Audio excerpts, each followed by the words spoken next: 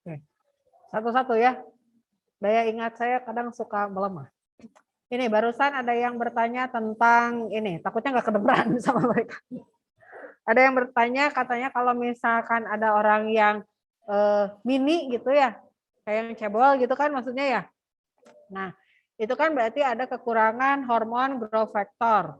Nah, apakah dia itu bisa mini tersebut karena ada bawaan dari DNA orang tua atau ada kekurangan hormon GH-nya saja gitu kan? Oke. Nah, memang kalau orang yang pendek, kurcaci gitu ya. Nah, itu salah satunya yang terkuat adalah hormon dari orang tua. Gen, bukan hormon, gen ya, DNA dari orang tua gitu kan. Nah, kalau dari kekurangan hormon growth factornya sendiri bisa saja, tapi yang terkuat adalah gen dari orang tua. Dan memang bisa disiasati dengan penambahan hormon tersebut. Tapi itu juga nggak bisa jadi setinggi atau senormal yang orang normal ininya gitu. Saya juga punya ada saudara seperti itu gitu ya. Nah, jadi memang dengan bantuan suplemen itu dia membantu untuk tingginya jadi samalah sama kita. Hanya saja bentuk tubuhnya tetap gitu kan kayak suka kayak agak sedikit O gitu ya, terus jalannya begitu. Nah, itunya masih tetap, tapi dia memang ninggiin gitu. Jadi dengan bantuan si suplemen tersebut, tapi nggak cuma suplemen ya, olahraga juga gitu kan. Olahraganya jangan lari. Kalau olahraganya lari itu justru akan memperpendek kaki.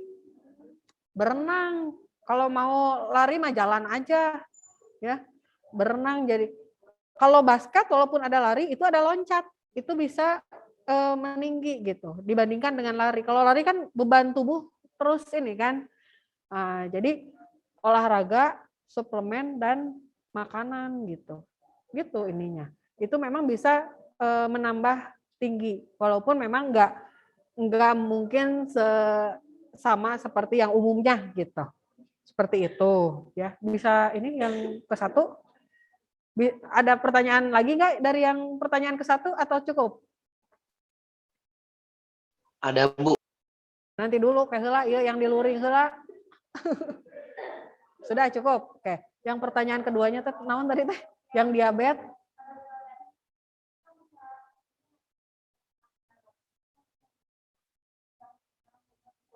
Oh, komplikasi. Oke. Nah, katanya kalau yang sorry ini saya stop share dulu ya. Nah, kalau yang gula tinggi, gulanya tinggi juga kan harus kita lihat ya berapa. Kalau tingginya kita kan normal 110, 120, tingginya 150 itu masih ini ya. Tapi kalau udah 400, 500 gitu kan, nah berarti ini sudah ada betul-betul kerusakan. Kerusakannya kemana? Yang namanya energi. Itu kan si gula di dalam darah itu nggak bisa masuk ke sel. Nggak bisa jadi energi. Nggak bisa jadi cadangan makanan. Jadi si gula itu berkeliaran aja di situ di dalam darah. Paling keluarnya via urin. Nah, namun kalau misalkan seperti itu, ya otomatis metabolisme tubuh banyak yang tidak berfungsi. Salah satunya lemah tadi ya. Dari lemah itu kemana? Biasanya kalau dari situ itu ke mata yang diserang. Matanya cepat rusak, cepat katarak. Kenapa mata? Karena mata lebih sensitif gitu dibandingkan yang lain. Gitu ke situ. Terus selain itu ya kan berarti terlalu penumpukan senyawa yang tidak diperlukan di dalam darah ya. Kalau gula terlalu banyak, berarti kan gula itu tidak diperlukan di dalam darah banyak. Nah, sedangkan untuk kerja jantung, yang lain itu kan sama, nyerapnya dari darah juga. Nah, dengan banyaknya gula di dalam darah, kemudian komponen mineral yang lainnya, Na-nya, kaliumnya, itu kan dia akan jadi sedikit. Karena lebih banyak gulanya. Gimana cara kesetimbangan tubuh jadinya? Kesetimbangan mineral dalam tubuh antara cairan sama yang bukannya. Itu kan jadi sulit. Sedangkan jantung, kemudian itu ya yang bisa bikin stroke gitu ya, itu kan berpengaruh juga pada darah kan, sehingga ke sana juga. Dan yang biasanya setelah yang lainnya mulai sedikit-sedikit terkena kerusakan, terakhir itu biasanya ke ginjal. Karena ginjal itu kan yang hati ginjal itu adalah untuk menyerap zat racun. Darah yang ada si gula yang ada terus-terusan di dalam darah lama-lama kan akan menjadi racun. Semuanya itu akan ditampung di hati, di ginjal.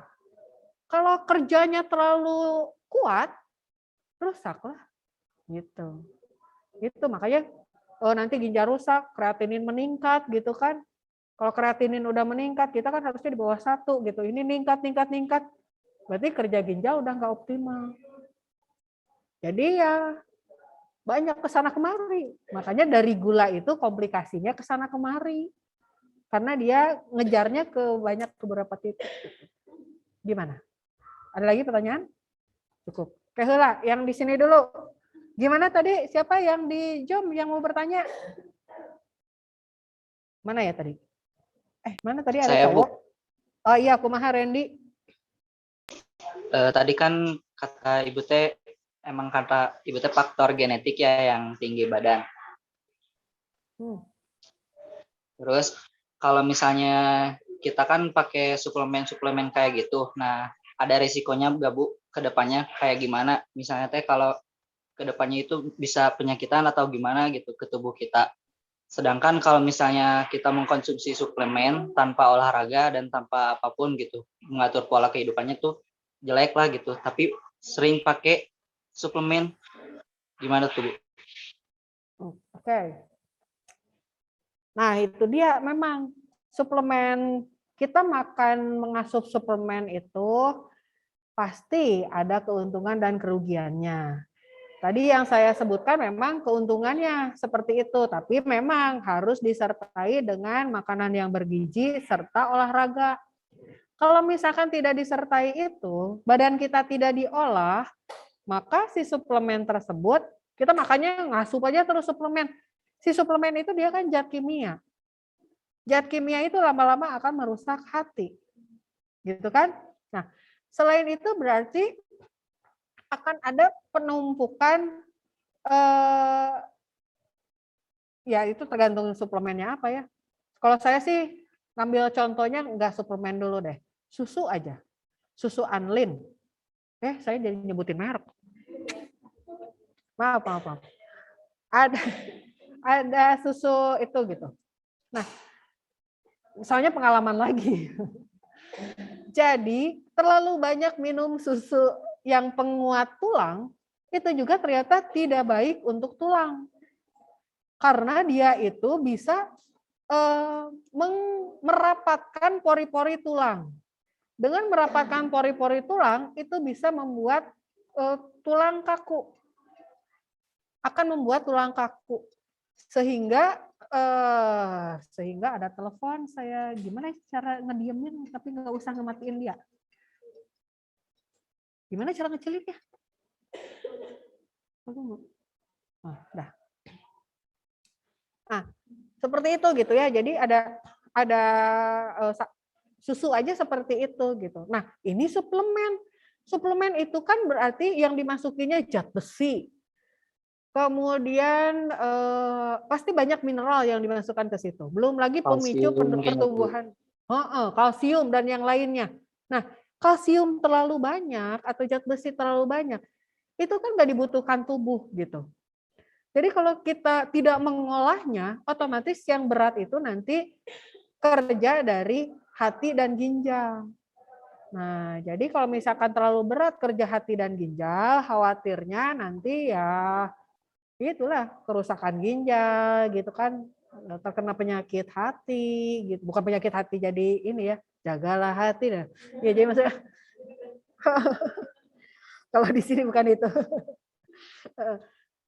gitu. Dan mungkin ada metabolisme yang lain gitu yang ini.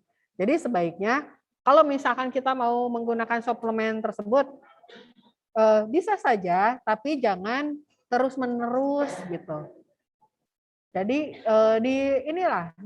diselingi lah gitu ya dengan makanan yang sehat dan olahraga gitu. Jadi kalau misalkan kita makannya hanya suplemen aja, kayak sekarang mah ya artis juga ada yang makannya cuma suplemen doang kan, biar langsing. Tapi kulitnya kalau misalkan dia nggak di make up, seger nggak sih? Enggak kan gitu tah. Sakingku pengen langsing gitu ya, jadi suplemen aja. Ini juga sama, sakingku pengen tinggi, jadi terus aja diasup suplemennya. Nah, kalau tidak disertai, khawatirnya tulangnya mudah rapuh gitu. Jadi pasti ada ininya lah. Kan kita tulang ditinggiin, tulang terus ditinggiin. Itu kan ada pori-porinya ya, tulang itu kan ada pori-porinya. Kalau misalkan enggak ditambah yang lain, sinar matahari, olahraga, makanan sehat, itu si pori-pori itu gimana cara nutupnya gitu. Gimana supaya dia itu jangan pori-porinya membukanya terlalu besar. Nah ini kan ya itu tadi bisa mengakibatkan salah satunya tulang rapuh tadi, tulang kropos gitu, osteoporosis nantinya. Jadi sebenarnya saya ada juga saudara yang kayak gitu. Jadi karena dia ya itu tadi makan suplemen yang kayak gitu, yang satunya lagi itu cuman kesenggol patah tangannya.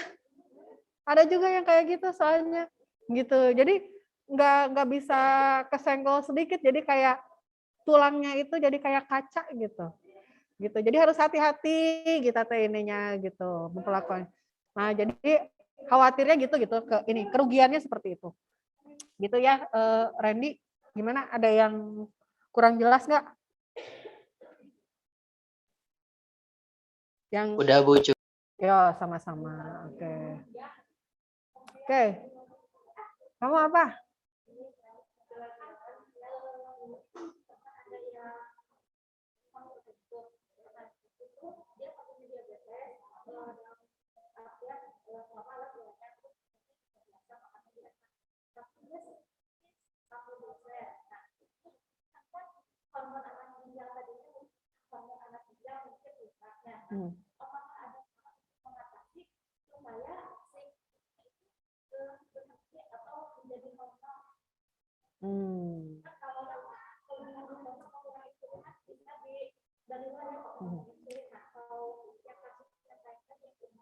Yang beser gimana katanya tuh ini, kalau misalkan beser terus tapi dia orang normal gimana?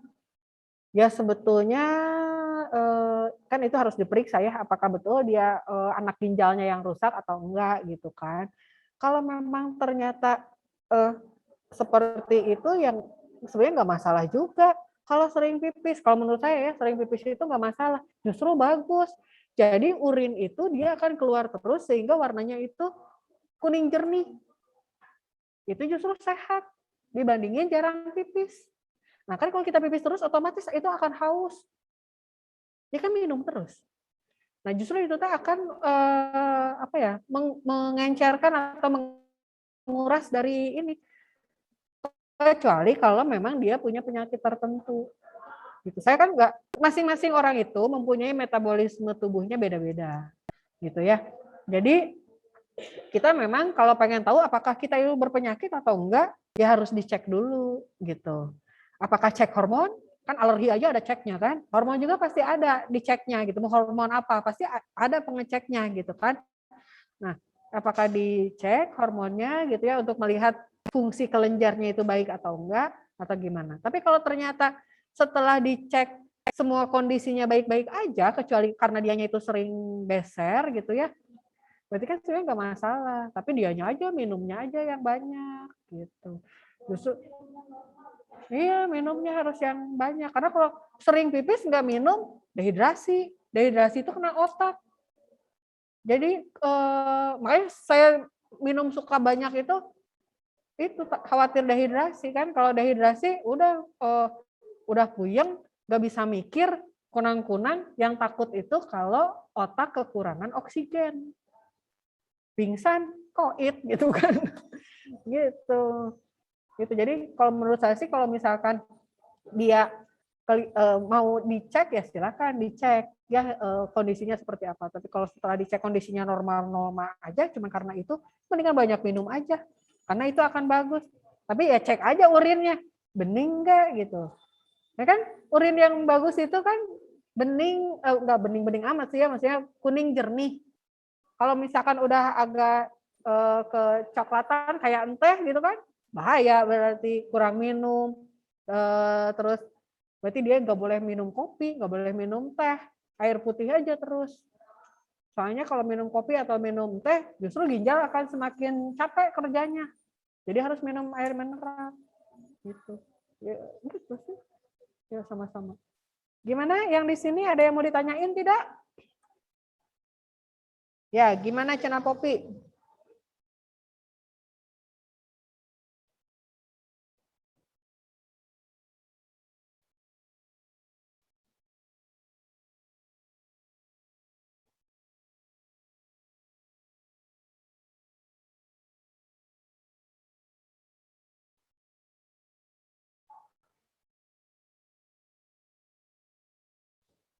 Saya kurang jelas. Sebentar. Sebentar. Saya coba volume di sini digedein dulu. Bentar. Bisa diulangi, Popi, kalau misalkan ada orang yang kekurangan darah, terus apa? Oh, kayak anemia, turun. Oh, ya. Kalau yang anemia terus dianya nggak mau makan obat, ya bisa aja sebetulnya yang anemia itu makannya aja. Contohnya apa? Kangkung, bayam, gitu kan? Hati, dia kan bisa mengkonsumsi itu. Itu kan suplemen, bukan suplemen, maksudnya makanan yang bisa meningkatkan kadar Fe di dalam darah. Nah, tapi kalau misalkan kita banyak makan bayam, hati-hati juga bayamnya yang kayak gimana. Jangan sampai kita makan bayam itu lebih dari 6 jam. Karena apa? Kita kan pengen di dalam tubuh itu besinya itu Fe2+, bukan Fe3+. Fe2+ itu yang dipergunakan untuk darah mengalir untuk membuat merah sel darah gitu. Si ferritin itu kan perlunya Fe2+. Kalau Fe3+ itu justru racun. Nah, gimana kita bisa tahu kalau si bayam itu udah beracun atau enggak? Kalau misalkan kita nggak tahu itu masaknya jam berapa sih, apalagi kalau beli gitu kan. Ciri-cirinya apa? Warna dari kuahnya sudah menuju ke merah enggak? Nah, kalau misalkan masih Fe2+, itu warnanya hijau bening. Tapi kalau sudah menjadi Fe3+, berarti akan menuju kemerahan dan keruh. Gitu. Jadi kalau makan bayam itu ya kita ngambil waktunya itu jangan lebih dari 6 jam. Karena udah 6 jam, udah mulai pembentukan dari Fe2+ menjadi 3+. Kenapa bisa jadi pembentukan Fe2+ menjadi 3+? Karena kan teroksidasi Fe-nya. Bisa dari sinar matahari, bisa dari udara gitu kan. Kayak gitu. Jadi ya kalau kita mau makan, ya itu enaknya mah dari makanan gitu ya, bukan dari obat-obatan dari situ.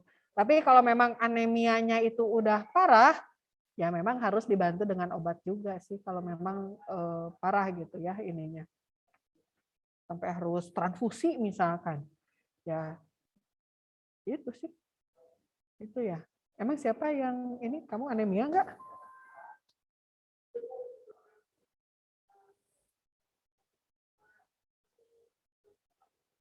Hmm. Hmm. Hmm. Kalau kalau saya sih ya, kalau misalkan punya diabetes juga, kalau mau, karena bapak mertua saya juga kan sama ya diabetes. Terus dia itu sampai lumpuh waktu itu tuh. Nah, berobatnya itu bukan jadi promosi ya, cuman memang cocok lah. Berobatnya itu ke dokter Hikmat di Rumah Sakit Muhammadiyah. Kenapa ke dia? Karena dia itu ngasih pengobatannya itu memperbaiki kerja enzim. Jadi yang bapak mertua saya itu dikasih pertamanya kan suka observasi gitu kan, penyakitnya apa.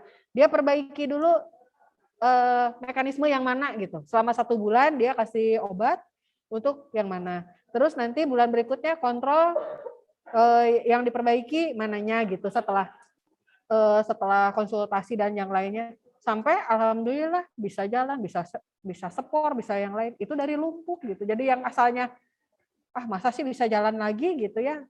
Tapi gitu. Jadi ini mah buat ini gitu, buat kalau misalkan dari gula karena emang kan apalagi kalau misalkan udah parah itu tidak hanya dari makanan dijaga saja gitu ya. Kalau diabetes kan sebenarnya memang hanya makanan ya. Nah, jadi makanannya yang diatur gimana caranya supaya karbohidrat di dalam tubuhnya itu sedikit. Jadi kurangi karbohidratnya, banyakin protein dan lemaknya. Salah satunya apa? Ya ini aja telur gitu kan, ikan gitu ya. Kalau misalkan giginya masih bagus ya bisa daging gitu ya, tapi karbohidratnya dikurangi. Terus kalau pengen makan nasi, berarti ya nasinya nasi merah atau nasi hitam. Malahan lebih bagus lagi kalau misalkan nasinya nasi singkong. Oyek, tahu nggak oyek? Nah, itu akan lebih bagus lagi kalau buat orang diabetes. Emang sih ada aroma-aromanya ya, tapi itu lebih baik dibandingkan nasi gitu buat orang yang diabetes. Tapi ya terus kan tadi dari makanan. Nah, itu ya bayam, hati. Nah, itu bagus kalau buat itu bisa gitu. Karena kan kalau hati kan banyaknya lemak dan protein ya. Jadi energi yang kalau kalau kita makan karbohidrat itu tuh cepat kenyang tapi cepat hilang gitu. Tapi kalau kita makan protein atau lemak, energinya akan lebih lama tersimpannya gitu. Jadi ya kita aja yang mengaturnya kalau itu sih. Ya sama-sama. Ada lagi yang akan ditanyakan? Ya. Kalau apa? Gula darah 300. Ya tinggi atuh. Iya tinggi. Harus diturunkan. Nah emang nurunin cepat pakai obat, tapi harus hati-hati kalau pakai obat juga jangan sampai ngedrop. Gitu kan? Kalau misalkan mau tapi memang kalau untuk di awal kita kan belum tahu ya metabolisme tubuhnya kayak gimana. Nah itu harus dicek dulu, dicek gula puasa, dicek gula 2 jam PP. Kenapa harus dicek gula puasa? Karena kan kita biar tahu dulu metabolisme tubuh itu pada saat dia puasa seperti apa kondisi penerimaan ininya gitu ya, pemasukan energi ke dalam ininya gitu. Tapi kalau 2 jam PP ini juga untuk melihat penyerapan metabolisme tubuhnya. Jadi kan harusnya itu kalau orang-orang yang normal makan langsung diserap, gitu kan? Nah kalau yang nggak normal pada saat kita 2 jam PP itu kan diperiksa dulu setelah makan, terus puasa 2 jam, diperiksa lagi gitu. Nah itu penurunan darahnya seperti apa? Kalau misal kalau misalkan ternyata berubahnya sedikit, nah berarti ada hormon yang tidak berfungsi gitu, tidak hanya insulin sebetulnya gitu. Jadi ada hormon-hormon yang lain. Gitu. Jadi bagusnya meriksanya 2 itu. Kalau sewaktu mah kurang bagus ya. Kalau pemeriksaan sewaktu kayak yang kita suka periksa pakai aku cek gitu ya. Itu kan sewaktu. Kurang bisa ini karena itu hanya pada saat itu aja. Jadi yang bagus itu pemeriksaan 2 jam PP sama puasa. Iya. Ya sama-sama. Oke, ada lagi yang lain? Nah,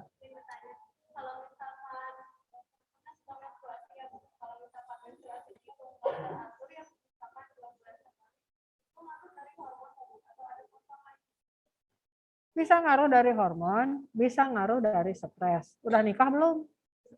Umurnya berapa? Enggak, maksudnya teh kalau perempuan itu kan banyak sekali onderdilnya gitu. Jadi hormon perempuan itu lebih banyak dibandingkan laki-laki sebetulnya. Karena ya kalau misalkan umurnya itu udah 45 ke atas, kayak gitu berarti itu rada menjelang menopause gitu kan. Tapi kalau misalkan kurang dari itu umurnya, bisa salah satunya karena capek atau karena stres. Jadi itu bisa menghambat hormon menstruasi juga gitu. Jadi happy. Hah? Iya. Bisa ngaruh juga yang kayak gitu. Terutama stres sih yang bisa ngaruh ke hormon perempuan mah. Jangan stres saja. Oke, ada lagi yang lain? Tidak? Ini yang daring ada lagi pertanyaan nggak? Nggak ada? Kalau nggak ada, saya mau sedikit pengumuman juga ya. Kalau minggu depan saya mau ke Makassar, jadi kayaknya nggak bisa masuk. Saya berangkat dari tanggal 9. Berangkatnya dari tanggal 9, acara sampai tanggal 12. Jadi kemungkinan yang tanggal 13 kan hari Senin ya, instrumen. Nah itu juga saya tuh nggak bisa masuk. Gitu, kemungkinan besar ini. Karena saya nggak tahu pesawatnya jam berapa ya dari Makassarnya gitu kan. Jadi kemungkinan hari Senin nggak bisa masuk juga. Nah, kalau untuk yang biokimia, saya mau ngasih tugas mandiri nantinya. Kita kan bahasan tentang vitamin tuh minggu depan. Saya mau ngasih tugas mandiri untuk vitamin. Kalau untuk instrumen, mau dirubah hari apa?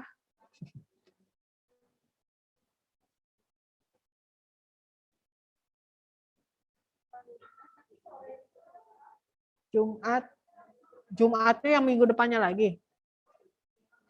Atau nanti aja saling diskusiin aja ya. Maksud saya tuh saya ngasih tahu saya itu dari tanggal 9 sampai tanggal 12 itu di Makassar gitu. Jadi nggak bisa masuk. Nah, untuk yang biokimianya saya nanti akan share tugasnya apa, udah belum dibikin ya, pokoknya jangan mikir. Itu tapi kalau untuk instrumen saya masuk tapi harus rubah jadwal. Ya. Oke. Kalau tidak ada lagi pertanyaan, berarti saya mau foto-foto dulu. Ini ada